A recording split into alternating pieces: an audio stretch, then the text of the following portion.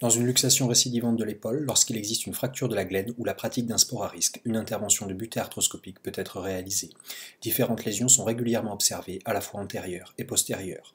En avant, on constate sur cette radiographie une fracture éculement antéro-inférieure de la glène et on retrouve sur le scanner une perte de substance osseuse importante. En arrière, il existe une volumineuse encoche humérale. Le principe et l'intérêt de la butée sous arthroscopie est de réparer l'ensemble des lésions d'instabilité, c'est-à-dire combler la perte de substance osseuse antérieure de la glène par la butée coracoïdienne, combler l'encoche humérale postérieure et traiter la lésion du bourrelet et du biceps, le cas échéant. Lorsqu'il existe une volumineuse encoche, l'intervention débute par un comblement postérieur. Deux ancres sont mis en place dans l'encoche, puis les fils sont noués entre eux de manière à accoler la capsule postérieure à l'encoche et ainsi la combler. Dans un deuxième temps, lorsqu'il existe une slap lésion, une ténotomie ténodèse du biceps en parachute pourra être réalisée. Enfin, la réalisation de la butée elle-même pourra être débutée. Le premier temps consiste en une résection de l'intervalle, puis on réalise un décollement du subscapulaire avec un premier avivement antérieur de la glène. Le temps le plus délicat de clivage du subscapulaire à la jonction 2 tiers, 1 tiers est alors débuté par voie optique postérieure sur les 2 tiers de l'épaisseur musculaire.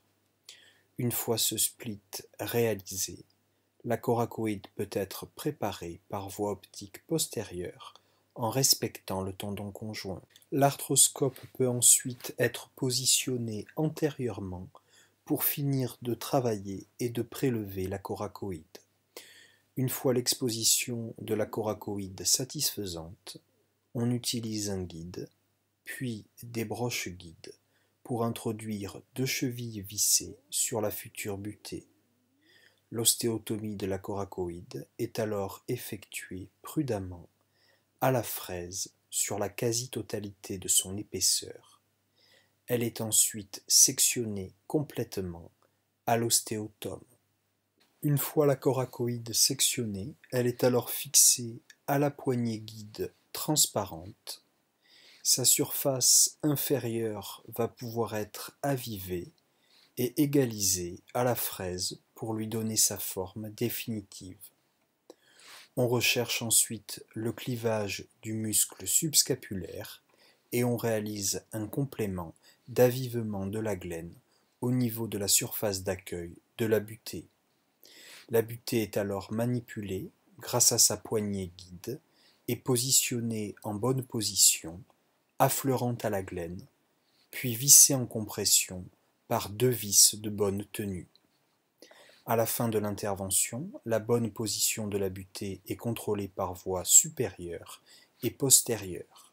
Les incisions sont fermées par points résorbables. La radio et le scanner post-opératoire confirment le parfait positionnement de la butée avec un bon contact osseux. Une immobilisation est conservée pour 1 mois. La rééducation sera débutée immédiatement.